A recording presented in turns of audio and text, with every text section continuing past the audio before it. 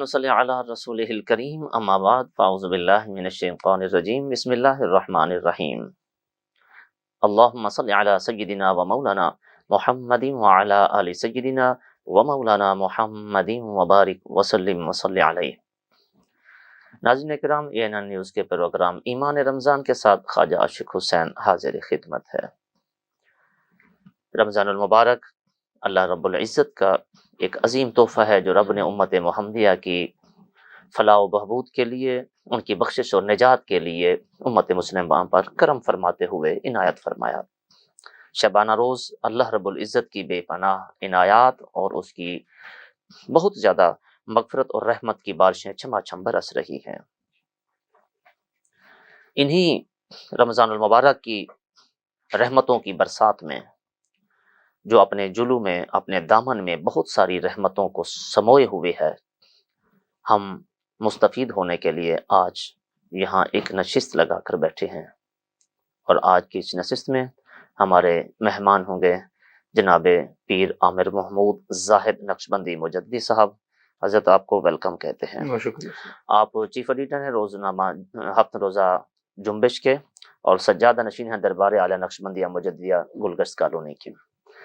اور آپ کے ساتھ ہی ہمارے دوسرے مہمان ثنا خان مصطفیٰ محترم جناب غلام شبیر قادری صاحب، آپ کو بھی پروگرام میں ویلکم کہتے ہیں۔ ناظرین کرام، روزے رکھنے کا جو بنیادی مقصد ہے وہ رب العالمین جل جلالہ نے قرآن کریم میں بیان فرمایا ہے۔ فرمایا کتب علیکم الصیام کما کتب علی الذین من قبلکم لعلکم تتقون۔ اے ایمان والو، تم پر روزے اس لیے فرض کیے گئے ہیں جس طرح کے پچھلی امتوں پر فرض کیے گئے تھے، تاکہ تمہیں تقوی حاصل ہو، تمہیں پرہیزگاری ملے۔ تو بنیادی طور پر روزے کا مقصد تقوی کا حصول ہے۔ آج کا ہمارا سلسلہ گفتگو روزہ اور حسن اخلاق کے حوالے سے ہے کہ رمضان المبارک اور روزہ ہمیں کن اخلاقیات کی تعلیم دیتا ہے، ہمیں معاشرے میں روزہ رکھنے کے بعد کن خصائل کو اپنانا چاہیے اور کن چیزوں سے اجتناب کرنا چاہیے جن کے ہماری سوسائٹی پر، ہمارے معاشرے پر مثبت اثرات مرتب ہوں اور ہمارا معاشرہ ایک فلاحی اور مستقوی معاشرہ قائم ہو سکے۔ یعنی ہمارا ہر نوجوان جو چلتا پھرتا سنت مصطفیٰ کا عملی نمونہ ہو، جو بھی مسلمان جا رہا ہے اس کا کردار، اس کا اخلاق، اس کی چال، اس کی ڈھال، اس کی گفتار، اس کی رفتار سے پتہ چلے کہ یہ کوئی عام کسی قوم کا فرد نہیں ہے بلکہ محمدی آ رہا ہے۔ ناظرین کرام، آج کی اس نشست کا آغاز حسب معمول اللہ رب العزت کی لا ریب و بے عیب کتاب قرآن کریم فرقان الحمید کی آیات بینات سے ہوا چاہتا ہے۔ آئیے تلاوت کلام الہی سماعت فرمائیں۔ اعوذ باللہ من الشیطان الرجیم، بسم اللہ الرحمن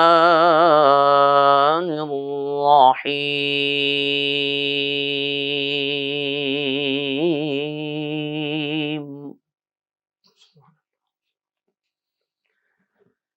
سبحان ربک رب العزت عما یصفون،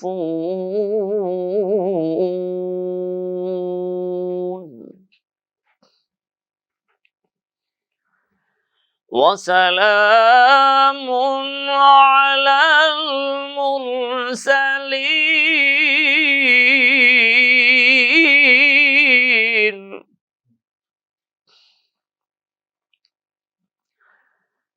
والحمد للہ رب العالمین۔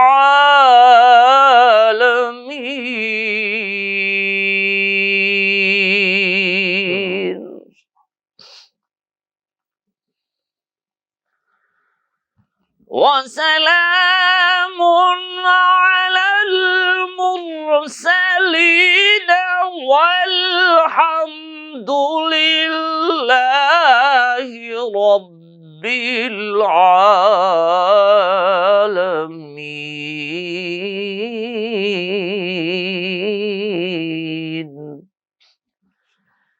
والحمد للہ رب العالمین۔ صدق اللہ العظیم۔ خدا کا ذکر کرے، ذکر مصطفیٰ نہ کرے، ہمارے منہ میں ہو ایسی زباں خدا نہ کرے۔ کہنے کو نعت سرور عالی وقار کی، منہ میں زباں چاہیے پروردگار کی۔ کہاں سے لاؤں زباں نعت مصطفیٰ کے لیے، یہ وہ کام ہے جو مخصوص ہے خدا کے لیے۔ اور محفل میں بات ان کی رحمت کی چل رہی ہے، یہ دنیا نبی کے صدقے پہ پل رہی ہے۔ جس جگہ پہ لگے میرے نبی کے قدم، وہ دھرتی آج تک سونا اگل رہی ہے۔ ناظرین کرام، تلاوت کلام الہی کے بعد میں ملتمس ہوں جناب محترم غلام شبیر قادری صاحب سے کہ بارگاہ دیدار کل میں نذرانہ محبت پیش فرمائیں اور ثنا خوانی رسول کا شرف حاصل کریں۔ جناب غلام شبیر قادری صاحب۔ محمد ہمارے بڑی شان والے، محمد ہمارے بڑی شان والے، دیے جن کو رتبے خدا نے نرالے، محمد ہمارے بڑی شان والے، بڑی شان والے، بڑی شان والے، محمد ہمارے بڑی شان والے۔ لگاتے ہیں نعرہ یہ ایمان والے کہ محمد ہمارے بڑی شان والے، انہیں تاج رفعت خدا نے دیا ہے، دو عالم کا مالک بھی ان کو کیا ہے، انہیں تاج رفعت خدا نے دیا ہے، دو عالم کا مالک بھی ان کو کیا ہے جنت کی کنجیاں انہی کے حوالے، محمد ہمارے بڑی شان والے۔ مقام نبی تک ہو کس کی رسائی، سبھی حسن والے ہیں ان کے فدائی، مقام نبی تک ہو کس کی رسائی، سبھی حسن والے ہیں ان کے فدائی، جنہیں تک کے یوسف بھی نظریں جھکا لے، محمد ہمارے بڑی شان والے۔ ہوا جن کے سینے پہ قرآن نازل، وہ نور محمد ہوا سب سے کامل، ہوا جن کے سینے پہ شان نازل وہ نور محمد ہوا سب سے کامل، اسی نور کے ہے جہاں میں اجالے، محمد ہمارے بڑی شان والے، وہ کیسا سما ہوگا روز قیامت، پڑے گی غلاموں کو جب ان کی حاجت، پلائیں گے کوثر کے بھر بھر پیالے، محمد ہمارے بڑی شان والے، بڑی شان والے، بڑی شان والے، محمد ہمارے بڑی شان والے۔ جی بہت شکریہ جناب غلام شبیر قادری صاحب، جزاک اللہ خیرہ، اللہ تعالیٰ آپ کو مزید سلامت رکھے اور آپ کے سوز میں اور آپ کے ذوق میں، آپ کے لحن میں مزید برکتیں عطا فرمائے۔ ناظرین کرام، رمضان المبارک کی بابرکت گھڑیوں میں جب بندہ روزہ رکھتا ہے تو اس کے اثرات نہ صرف اس کی اپنی ذاتی شخصیت پر پڑتے ہیں بلکہ پورے معاشرے پر اس کے اثرات مرتب ہوتے ہیں۔ رمضان المبارک جہاں انسانی جسمانی ترقی کا ضامن ہے، وہاں روحانی بالیدگی کا سبب بھی ہے، جو انسان کو باطنی تقوی، روحانیت کا فیض اور اس کے باطن کی صفائی اور تزکیہ نفس کا بہترین ذریعہ ہے۔ تو روزے کے حوالے سے آج ہمارے پاس جناب محترم پیر عامر محمود نقشبندی صاحب تشریف فرما ہے۔ قبلہ نبی کریم علیہ الصلوۃ والسلام کی ایک حدیث مبارکہ ہے، آقا علیہ السلام نے فرمایا جب تم میں سے کوئی روزے دار ہو اور اس شخص سے کوئی جھگڑا کرے تو اسے چاہیے کہ اس کو بتا دے کہ میں روزے سے ہوں، یعنی روزے کی حالت میں کسی سے جھگڑنے سے پرہیز کرے، احتراز کرے اور صبر و تحمل کو اپنائے، برداشت اور رواداری کو اپنائے۔ ظاہر سی بات ہے، ایک فطری بات ہے کہ جب انسان روزے سے ہوتا ہے، صبح سے کھایا ہوا ہے، شام تک کچھ نہیں کھاتا، تو اس کی فطری طور پر غصہ اس کی نیچر میں شامل ہوتا ہے۔ لیکن ایسے ماحول میں بجائے ایک دوسرے کے ساتھ گتھم گتھا ہونے کے، شریعت مطہرہ نے یہ تعلیم دی ہے کہ آپ صبر و ضبط سے کام لیں اور اگلے کی ناخوشگوار بات کو بھی حسن اخلاق سے اس کو جواب دیجئے۔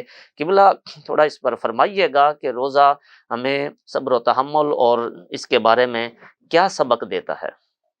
بسم اللہ الرحمن الرحیم۔ سب سے پہلے تو آپ کا بہت شکریہ ویلکم سر، کہ آپ نے رمضان شریف کے حوالے سے اتنا خوبصورت پروگرام سجایا ہے۔ اللہ تعالیٰ آپ کو اس کے درجات عطا فرمائے، برکات آمین عطا آمین، فرمائے۔ جزاک اللہ سر۔ آپ نے اپنی ابتدائی گفتگو میں قرآن پاک کا جو حوالہ دیا، اس کی طرف جانے سے پہلے میں یہ عرض کرنا چاہوں گا، سیدنا علی کرم اللہ وجہ الکریم نے ارشاد فرمایا جب میرا جی چاہتا ہے میں اللہ سے بات کروں تو نماز پڑھ لیتا ہوں، سبحان اللہ، اور جب میرا جی چاہتا ہے اللہ مجھ سے بات کرے تو میں کرے۔ قرآن پڑھ لیتا ہوں۔ سبحان اللہ سبحان تو اللہ، آپ نے بے قرآن شک، کا حوالہ دیا، گویا اللہ کی باتیں ہیں۔ بالکل قرآن میں اللہ نے جب یہ کہہ دیا کہ تم سے پہلے والی امتوں پر بھی روزے میں نے فرض کیے، تم پر بھی، تاکہ تم متقی اور پرہیزگار بن جاؤ۔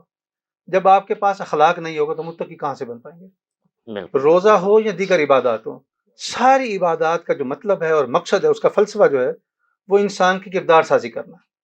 بالکل، شخصیت سازی، انسان روزہ سازی۔ صرف یہ نہیں ہے کہ میں بھوکا رہا، روزہ صرف یہ نہیں کہ میں پیاسا رہا، روزہ آنکھ کا بھی ہے، روزہ زبان کا بھی ہے، روزہ آپ کے وجود کے ایک ایک عضو کا ہے۔ اگر بالکل، روزے کی حالت میں جھوٹ بولتا ہوں، غیبت کرتا ہوں، تہمت کرتا ہوں، گندی باتیں کرتا ہوں، تو کیا میرا روزہ ہو جائے گا؟ نہیں، بلکہ اسلام قبلہ ایک روایت مجھے یاد آ رہی ہے، حضور نے فرمایا جو شخص روزہ رکھ کے کسی ناحق پر تہمت لگاتا ہے، اللہ تعالیٰ اس کے 1 سال کے اعمال برباد فرما دیتا ہے۔ میں خیر صاحب آپ کی بات کو آگے بڑھاتا ہوں۔ یہ جو غیبت ہوتی ہے یہ ہوتا سچ ہے، جھوٹ نہیں ہوتا۔ اگر جھوٹ ہوگا تو تہمت ہو جائے گی۔ بالکل، غیبت کے بارے میں قرآن میں کیا ہے؟ الغیبت واشد من القتل۔ آپ دیکھیں کہ اسلام آپ کی کردار سازی کیسے کر رہا ہے۔ پوری دنیا میں رائج اور مشہور ہے، انسانی کردار کے 2 ہی اثرات ہوتے ہیں، دل میں اتر جانا یا دل سے اتر جانا۔ واہ واہ واہ واہ، بہت روزہ آپ کا کردار اس انداز میں بنا رہا ہے کہ جس کے ساتھ بھی آپ مقابل ہیں بس آپ کا ٹھکانہ اس کا دل بن جائے۔ بہت اچھے، بہت اور اچھے. ابھی آپ فرما رہے تھے کہ پتہ چلنا چاہیے کہ حضور کے امتی ہیں، تو حضور کو امتی تو اپنی ہر ادا سے، جیسے میں نے عرض پہچانا کیا، جاتا ہے. زبان سے، ہاتھ سے، پاؤں سے، ہر چیز سے. بالکل. اگر میں جھوٹ بولوں گا میرا روزہ خراب، غیبت کروں گا میرا روزہ خراب، تہمت کروں گا میرا روزہ خراب. ان ساری چیزوں کو لے کے چلنا ہے. اگر سوال کیا جاتا ہے کہ نبی کریم صلی اللہ علیہ وسلم کا اخلاق کیا ہے، تو کہا جاتا ہے کہ قرآن پڑھ لو. قرآن پڑھ لو. جی بالکل. تو اسی طرح ہم نے اس کو دیکھنا اور جی سمجھنا ہے. جی بالکل قبلہ، بہت خوب فرمایا آپ کے کہ ایک محمدی کی پہچان ہونی چاہیے، بلکہ صرف اس دنیا میں نہیں بلکہ حشر کے دن بھی جب محمدی آئے گا تو وہ بھی اس نرالے. ایک شاعر نے وہ کہا تھا کہ قیامت کے دن جو محمدی ہوں گے، محمد والوں کے انداز نرالے ہوں گے، نور آنکھوں پہ تو چہرے پہ اجالے ہوں گے. ناظرین کرام، یہاں وقت ہوا ہے ایک بریک کا. امید ہے آپ ہمارے ساتھ رہیں گے. ملتے ہیں مختصر سے وقفہ کے بعد.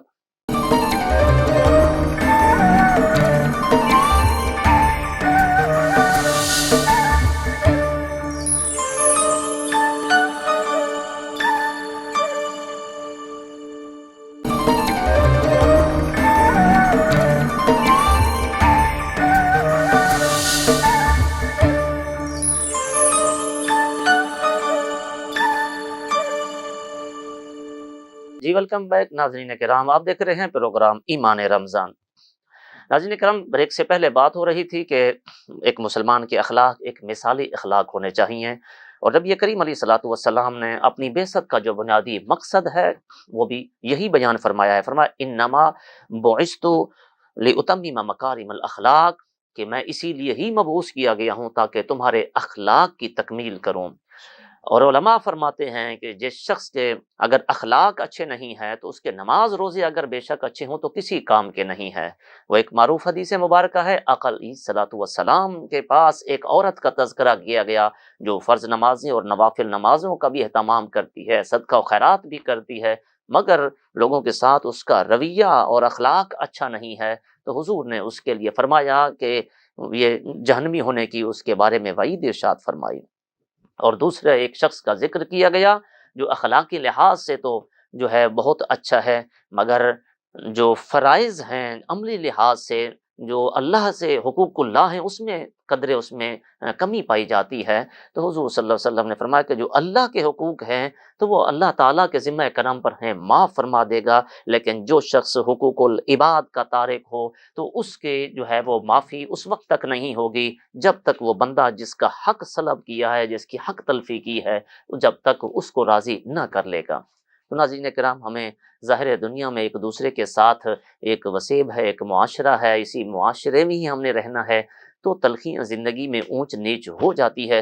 کوشش کرنی چاہیے کہ دوسرے کی غلطیوں اور خطاؤں کو ذرا درگزر سے کام لیا جائے اور صبر و تحمل کا مظاہرہ کیا جائے.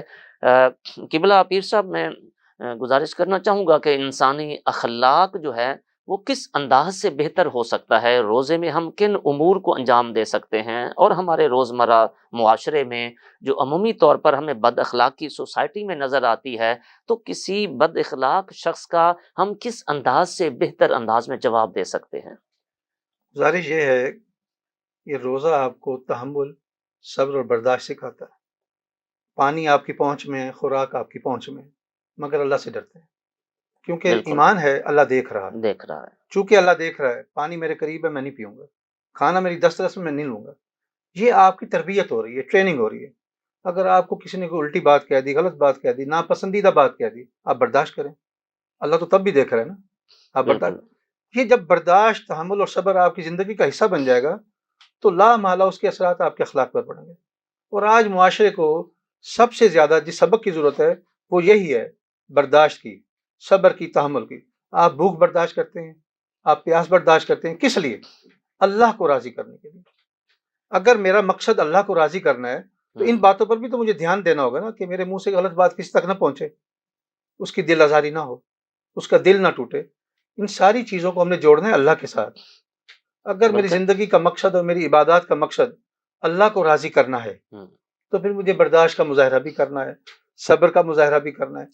اسلام آپ دیکھیں کہ اس کا ایک پہلو یہ بھی تو ہے کہ صبر بذات خود ایک عبادت ہے. یقیناً بہت ٹھیک بڑی ہے، لوگوں کی باتوں کو برداشت کرنا بذات خود یہ بھی ایک عبادت ہے۔ ہم اس پہلو کو روگردانی کرتے ہیں، اعراض کرتے ہیں کہ نہیں جی، اگلے کی بات کا جب تک ہم اینٹ کا جواب پتھر سے نہ دے لیں تب تک ہمارے کلیجے میں ٹھنڈک نہیں پہنچتی۔ تو یہ روزہ بے شک ایک برداشت کا جو ہے وہ سبق ہے۔ تو ایسے میں میں چاہوں گا کہ یہ صبر کے حوالے سے جو قرآن کریم کی تعلیمات ہیں، ظاہر اس پر بے شمار بے حساب اجر کی اللہ تعالیٰ نے بشارتیں عطا فرمائی ہیں، تھوڑا سا اس پہلو کو بھی ساتھ ٹچ کر یہ تو دیجیے۔ قرآن پاک کی آیت ہے بڑی معروف سی، ان اللہ مع الصابرین، اللہ تعالیٰ صبر کرنے والوں کے ساتھ ہے۔ جس کے ساتھ اللہ ہو جائے سبحان اللہ، اس کو چاہیے کیا؟ سبحان یعنی اللہ، آپ کے روزگار کے مسائل بھی گئے، آپ کی کیا بات، صحت کے مسائل بھی گئے، زندگی میں ناکامیاں بھی ختم ہو گئی، آپ جڑ گئے اللہ کے ساتھ۔ وہ کہتے ہیں نا تیری نسبت نے سنوارا ہے میرا انداز حیات، واہ، یا رسول اللہ اگر تیرا نہ ہوتا تو سگے دنیا ہوتا۔ اللہ اکبر، جب تک واہ، جڑیں گے نہیں، نسبت میں آئیں گے نہیں، ملے گا کچھ نہیں۔ اخلاقیات کی بات کر رہے ہیں تو ہمیں اپنے معاشرے میں اخلاق بہتر نظر کہاں آتے ہیں؟ کیا ناجائز منافع خوری یہ اخلاق ہے؟ نہیں، چیزوں کا کم ہو جانا، ذخیرہ کر لینا، یہ اخلاق ہے؟ اسلام جو اخلاق کا درس آپ کو دے رہا ہے، روزے کی شکل میں آپ کے سامنے آ رہا ہے، ایک انسان دوسرے انسان کی خیر مانگے، آسانی پیدا کرے۔ سر ہمارے ہاں گراں فروشی کر کے، ذخیرہ اندوزی کر کے چیزیں رمضان المبارک میں اس کے ڈبل ریٹ کر کے پھر لوگ حج عمرے پہ چلے جاتے ہیں اور سمجھتے ہیں کہ شاید ہم پھر وہاں سے بخشے آئیں گے۔ تو اس حوالے سے تھوڑا سا یہ فرمائیے۔ بہت بڑی غلط فہمی ہے، اور میں یہ سمجھتا ہوں کہ اسلام کا جو حقیقی پیغام ہے اس کو عام کرنے میں شاید کہیں کمی رہ گئی ہے۔ اور جیسے آپ کا چینل یہ کام کر رہا ہے، میں یہ سمجھتا ہوں کہ آپ جیسے چینلز، آپ جیسے لوگوں کو اس بات کو پروموٹ کرنا چاہیے، انسانی اخلاقیات کو پروموٹ کریں۔ اگر معاشرے میں ایک غریب آدمی ہے، پہلے ہی وہ پیسا ہوا ہے، مہنگائی کی دلدل میں پھنسا ہوا ہے، اوپر سے جیسے ہی چاند نظر آتا ہے یوں لگتا ہے کوئی عذاب آ گیا، رات رات میں چیزیں ڈبل ہو جاتی ہیں۔ جو چیز پہلے غریب آدمی کی پہنچ سے دور تھی، اب قیمت دگنی ہونے پر کیا اس کے قریب آ جائے گی؟ آپ کا بھی مشاہدہ ہے، میرا بھی مشاہدہ ہے۔ جو چیز چاند رات سے پہلے 100 روپے کلو تھی وہ 300 روپے کلو ہو گئی ہے۔ تو اس کے نتیجے میں جو ہم نے پیسہ اکٹھا کیا، ہم چلے گئے عمرہ کرنے یا حج کرنے۔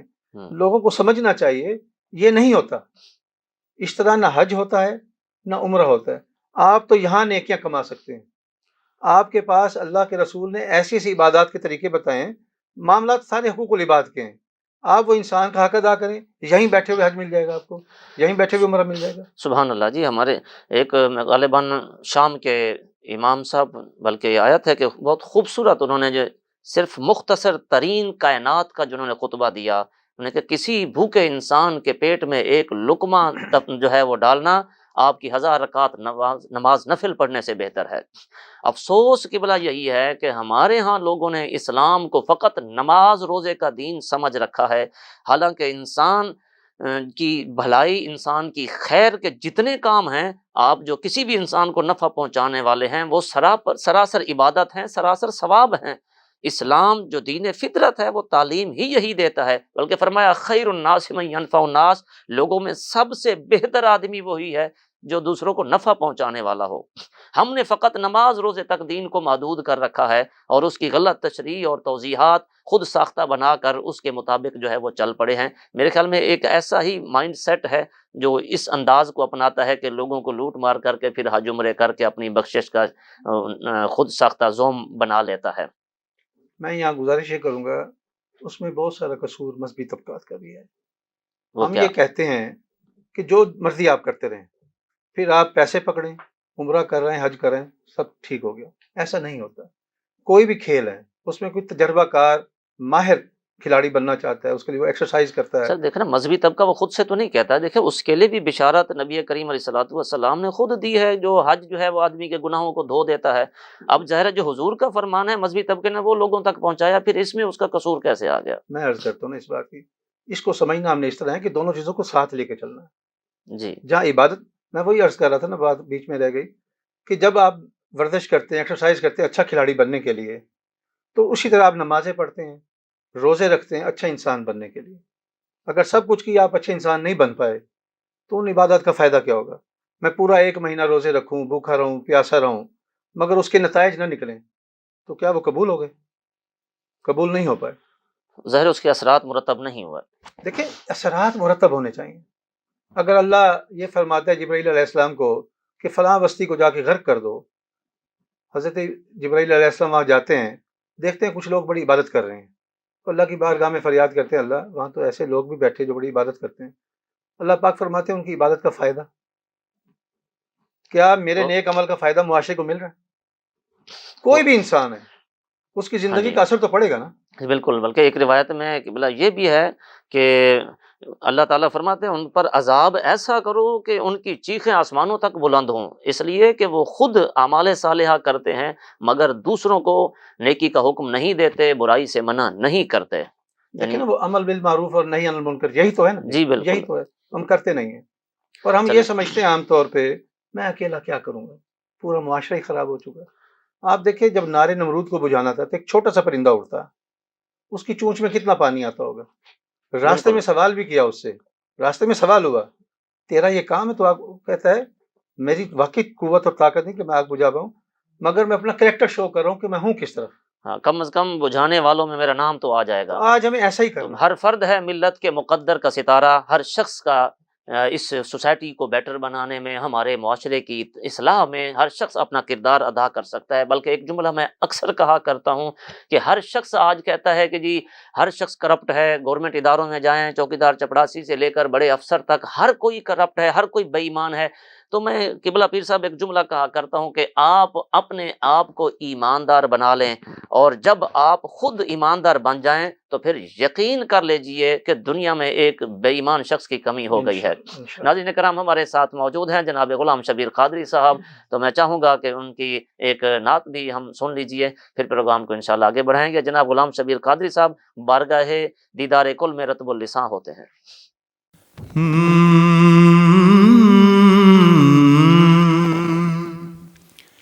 نہیں ہے کوئی دنیا میں ہمارا یا رسول اللہ، نہیں ہے کوئی دنیا میں ہمارا یا رسول اللہ، نہیں ہے کوئی دنیا میں ہمارا یا رسول اللہ، ہمیں تو آپ ہی کا ہے سہارا یا رسول اللہ، ہمیں تو آپ ہی کا ہے سہارا یا رسول اللہ. تلا تم خیز ہے دریا بھنور میں ہے میری کشتی، تلا تم خیز ہے دریا بھنور میں ہے میری کشتی، نظر آتا نہیں کوئی کنارہ یا رسول اللہ، نظر آتا نہیں کوئی کنارہ یا رسول اللہ. ترستا ہے میرا دل اور تڑپتی ہے بہت آنکھیں، تڑپتا ہے میرا دل اور ترستی ہے بہت آنکھیں، بلا لو پھر مدینے میں دوبارہ یا رسول اللہ، بلا لو پھر مدینے میں دوبارہ یا رسول اللہ، نہیں ہے کوئی دنیا میں ہمارا یا رسول اللہ۔ جزاک اللہ۔ ناظرین کرام، روزہ جو ہے وہ انسان کی باطنی نشو و نما کا بہترین ذریعہ ہے، اخلاقیات کا مجموعہ ہے۔ جو شخص روزہ رکھ کر بد اخلاقی کرتا ہے، بد نظری کرتا ہے، شرم و حیا سے حواس باختہ ہو کر، اس سے عاری ہو کر کوئی کردار انجام دیتا ہے، تو یوں اسے فکر کرنی چاہیے، اس کے لیے لمحہ فکریہ ہے کہ کہیں اس کی عبادت رائے گاں تو نہیں جا رہی، کیونکہ روزہ جو ہے وہ تقوی کا درس دیتا ہے، اور جب روزہ رکھنے کے بعد آپ کو تقوی حاصل نہیں ہو رہا تو یہ ہمارے لیے ایک وارننگ پوائنٹ ہے، ہمارے لیے لمحہ فکریہ ہے، سوچنے کا مقام ہے۔ خدا را پھر اپنے اعمال کی اصلاح کی فکر کرنی چاہیے، اور ہمیں دیکھنا چاہیے کہ کہیں ہمارا یہ جو اٹھنا بیٹھنا ہے، ہمارا صبح سے لے کر شام تک بھوکا پیاسا رہنا ہے، کہیں یہ رائے گاں نہ چلا جائے۔ تو قبلہ اخلاق کے حوالے سے اور حسن معاشرت کے حوالے سے، حسن اخلاق کے حوالے سے آپ اپنے سننے والوں کو کیا پیغام دینا چاہیں گے؟ میں یہاں یہ عرض کروں گا کہ ہر انسان کو انفرادی طور پہ اپنے کردار کو بہتر کرنا چاہیے۔ بہت اچھا، ہمیں اس چیز کی توقع نہیں کرنی چاہیے کہ معاشرہ ٹھیک ہوگا تو میں ٹھیک ہو جاؤں۔ بہت معاشرہ خوب، تو میں خود ہوں نا، میں خود بالکل معاشرہ ہوں۔ میں ایک انسان پوری کائنات ہے۔ بالکل، وہ یہ نہ سمجھے کہ مجھے ایک سے کیا ہوگا۔ آپ ٹھیک ہو گئے، ابھی آپ نے بات کی، بڑی خوبصورت بات کی کہ ایک انسان ٹھیک ہو جاتا ہے نا، تو اس کا مطلب ہوا کہ معاشرے میں اچھائی کی امید بڑھنا شروع ہو گئی۔ ایک بالکل سے دیا جلتا ہے۔ بالکل اور بالکل، ہمیں آج اسی چیز کو لے کے آگے بڑھنا ہے۔ یہ تو رمضان شریف تو اللہ کی طرف سے ایک تحفہ عنایت ہے، بہت بڑی رحمت ہے۔ ہمیں موقع مل گیا جانچنے کا، اپنا احتساب کرنے کا، کیا کھویا کیا پایا۔ اب بھی ہمیں احساس ہو جائے کہ میں نے پچھلی زندگی میں جو غلطیاں کوتاہیاں کی اس کو بہتر کر لوں۔ ہم اپنی رشتہ داریوں میں بہتر کر سکتے ہیں، اپنے قریبی دوستوں میں بہتری کر سکتے ہیں۔ کسی کی دل آزاری کی ہے، اس کے بعد دیکھیں نا 3 اشرے ہیں نا، پہلا اشرہ رحمت کا ہے، دوسرا مغفرت کا ہے، تیسرا جو ہے جہنم کی آگ سے آزادی کا ہے۔ یہ تینوں اشرے ہمارے پاس موجود ہیں، ہم اپنے آپ کو اس پر دیکھ لیں تو اپنے آپ کو بچا سکتے ہیں۔ آج ہم نے اپنے معاشرے کو بہتر کرنا ہے اور یہ ہماری ذمہ داری ہے، اور یہ سوچ لینا کہ یہ ذمہ داری کسی خاص گروہ کی ہے، ایسا نہیں ہے۔ ہر شخص کی ذمہ داری ہے۔ ماں ہے وہ اپنے گھر میں یہ ذمہ داری نبھائے، اپنی اولاد کی تربیت کرے، باپ ہے وہ اپنی سطح پر یہ کام کرے، بھائی ہے، ہر شخص گویا کہ ہم تو عام طور پہ یوں کرتے ہیں کہ ریاست کی ذمہ داری لگا کے خود بر ذمہ ہو جاتے ہیں۔ کیا ہمارے معاشرے میں ملاوٹ کرنے کی گنجائش ہے؟ نہیں، لیکن کرتے ہیں، بھاگ کے نماز بھی پڑھاتے ہیں، پھر آ کے ملاوٹ بھی کر لیتے ہیں۔ بالکل ان چیزوں کو سوچنا چاہیے ہم کر کیا رہے ہیں۔ بالکل، بہت خوب قبلہ۔ یہ جیسے نبی کریم علیہ الصلوۃ والسلام نے فرمایا، آپ کی بات کو آگے بڑھاتے ہوئے عرض کروں گا، فرمایا کلکم راعٍ کلکم مسئول، تم میں سے ہر شخص ایک نگہبان ہے، وہ اس سے سوال ہوگا، اسے جواب دہ ہونا پڑے گا، اس کی جو کیپیسٹی ہے، اس کی جو ایبلٹی ہے، اس کی جو رسپانسبلٹی ہے، اس کی جو ذمہ داریاں ہیں، جتنے لوگ جو ہیں اس کے ماتحت کام کرتے ہیں، جس طرح آپ نے ابھی ماں کا تذکرہ کیا، اور اسی طرح باپ ہے، ایک تاجر ہے، ماتحت ملازم ہیں، تو ہر شخص سے فرمایا کلکم راعٍ و کلکم مسئول، تم میں سے ہر شخص سے جو ہے وہ ایک رعیت رکھتا ہے، اس سے جواب دہ ہونا پڑے گا۔ ہمیں اس بات کی فکر کرنی چاہیے کہ ہم اللہ کے حضور اپنے اعمال کے جواب دہ ہیں، ہم دوسروں کے اعمال کے جواب دہ ہرگز نہیں ہیں۔ اس لیے ہمیں اپنی اصلاح کی ہر وقت کوشش کرنی چاہیے، اور کہا جاتا ہے کہ دنیا میں سب سے مشکل کام جو ہے وہ اپنی اصلاح کرنا ہے، اور سب سے آسان کام دوسروں پر تنقید کرنا ہے۔ تو لہٰذا ہمیں تنقید کی اینک لگا کر رکھنے کی بجائے اپنی اصلاح کی طرف توجہ کرنی چاہیے۔ ہمیں دوسروں کی آنکھ میں پڑا ہوا تنکا تو نظر آ جاتا ہے، مگر اپنی ذات کا شہتیر نظر نہیں آتا۔ وہ کسی شاعر نے کہا تھا کہ نہ تھی اپنے عیبوں کی ہم کو خبر، نہ تھی ہمیں اپنے عیبوں کی ہم کو خبر، رہے دیکھتے اوروں کے عیب و ہنر، پڑی جب اپنے عیبوں پر نظر تو جہاں میں کوئی بھی برا نہ رہا۔ اسی کے ساتھ ہی اپنے میزبان خواجہ عاشق حسین کو اجازت دیجیے۔ اللہ ہم سب کا حامی و ناصر ہو۔ السلام علیکم ورحمۃ اللہ وبرکاتہ۔